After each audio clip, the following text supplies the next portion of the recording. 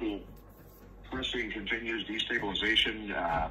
More than 2 million refugees now going into a lot of the other neighboring countries, including some of our NATO allies. But Biden has taken a step, saying, okay, we're not going to keep buying Russian oil and gas, because then when we do that, we're technically supporting his brutalization of Ukraine. Somebody who understands this more than anybody happens to be there in Kyiv. That's Nadia Vesina, who has a radio talk show involved in a lot of other entrepreneurial things as well. Nadia, it's good to get to know you here via social media and connecting in recent days. I got to tell you, you have a tremendous amount of courage being right there in the thick of things. I mean, this is the nation that you love. You're in Kyiv, and every day it seems to be getting more stressful, and yet the stories of resistance are inspiring to anybody who's paying attention. Well, first of all, hi, and thank you very much for having me in your show, and thank you for support. I really appreciate it, because it really means a lot when you can tell the world what's going on, and that people want to hear the reality, not just from the official, not just from other politics or someone, but just from normal, usual people like me, like myself. So you know what, we used, from one side, we already used for what is going on. We used when we hear loud sound in the city, like ooh, which is telling. That as kind of the backdrop, yeah, part of the daily soundtrack. Yeah, exactly. And first time we were like, the first day of war, I was shocked. I'm living in downtown. I'm living in Kiev. Kiev is the capital of Ukraine, the biggest country in Europe. And when you wake up in the morning and soldiers calling you and telling you, Nadia, the war started, you're like, excuse me? I thought, like, you know, Spielberg will go out and say, okay, that's a wrap, thank you. But it could not be the reality, you know. But it is. But we are Ukrainians. We love our country. We love people. We want to live in a free country. And all these years we were building a free, independent, happy country. And this is one of the reasons why Putin started all this aggression, because he is not like that. The Russians are like slaves. They just can't do what they want to do, you know. So well, somehow you said, Nadia, that I mean, there you are in Ukraine, and the spin by Putin back at home with the pro-Putin people, and there are a lot of them, unfortunately, that they're just going into give the people relief from the neo-Nazi, the Nazi regime, the fascism, and you know, starting with the fact that President Zelensky is Jewish. I mean, that argument falls apart pretty quickly here. Or the other thing, I've heard this from a Russian friend of mine, saying, well, a lot of the Ukrainians are blowing up their own cities, and then they blame it on the Russians. I mean, it's preposterous, but that's kind of the spin. That's what a lot of people are hearing, let's say, in Moscow, for example. Well, you know, for me, for Ukrainian, the most important things, what the majority of Ukrainian thinks. It's a lot of propaganda everywhere, but for all these years, Ukrainians already understand, again, the majority of Ukrainians understand what is going on in reality. They don't want to hear and don't want to even communicate with Russians who are on the opposite side, who believes in Russian propaganda and Putin. So this is it. This is the end of relationships between Russian and Ukrainians, between pro-Russian people and Ukrainians. This is it. If you want to live like people live in Russia, take your bag, go to the railway station and go away. This is it. This is the finale of the relationships between our countries. Never ever more. Yeah, so a clean break on that. And we're talking to Nadia Vesina, who's a radio talk show host right there in the capital city in Kiev, in Ukraine, talking live here on San Diego's Talk AM 760. Presumably, Ukraine's not been exactly buying oil and gas from Russia over the years.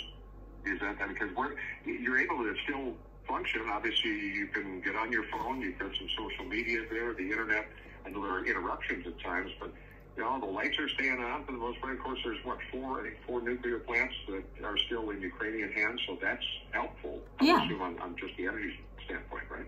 Yeah, you know what when I say that no matter how hard it is right now, our government, our army, our people, usual people like myself, we do so many things that every time when these terrorists, when this Russian army, terroristic Russian army, hit some places, for example, like Kiev city tower, TV tower, they destroyed almost really hard, but like in an hour or something, Ukrainians technicians got there, fixed everything, and everything is working.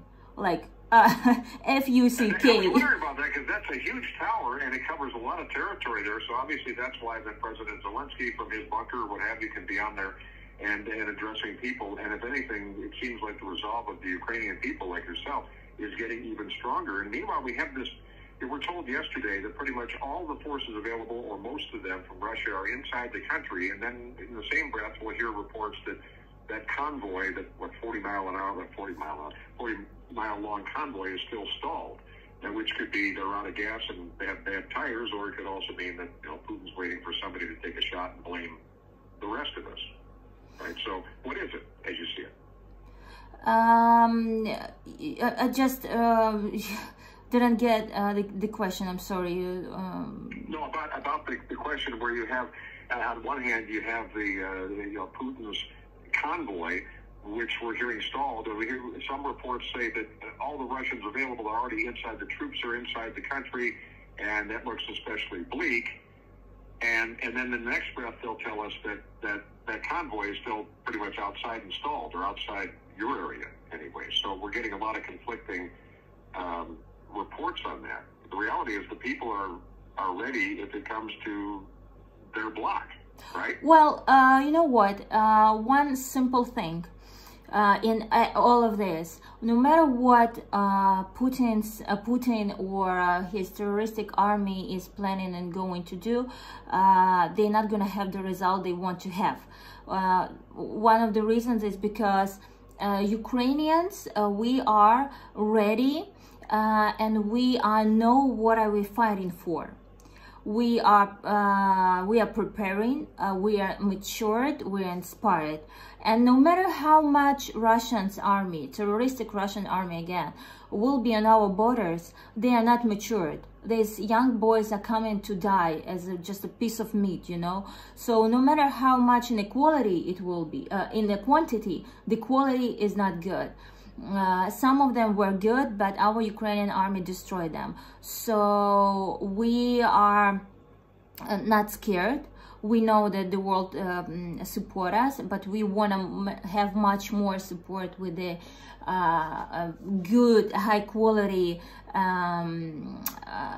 weapon, and we also want to close the sky, because it's really important, and the world have to understand that, like you said, that there are a lot of troops on the borders in Russia and Ukraine, but it's not just about Ukraine, it's just about the real world, the whole Europe.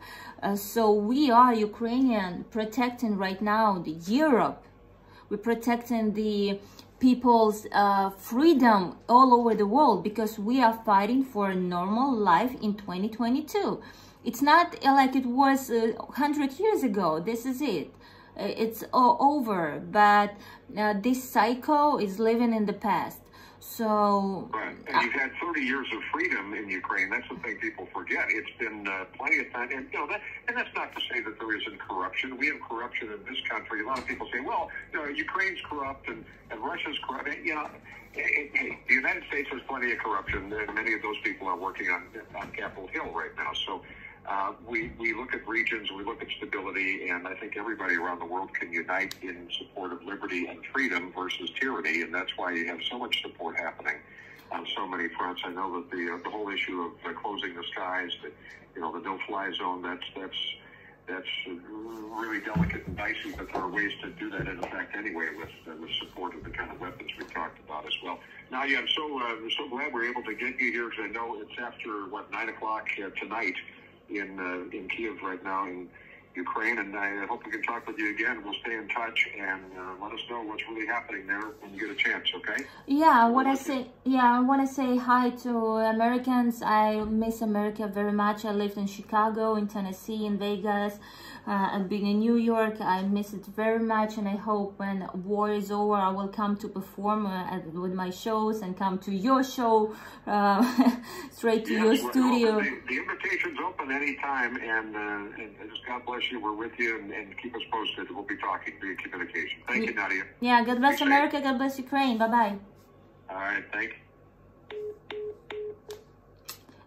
Тільки що говорила з американським шоу. Я зараз вам скажу радіо, назву радіо marklarsen.com. Він дуже популярний в Америці. І ось дякую за підтримку.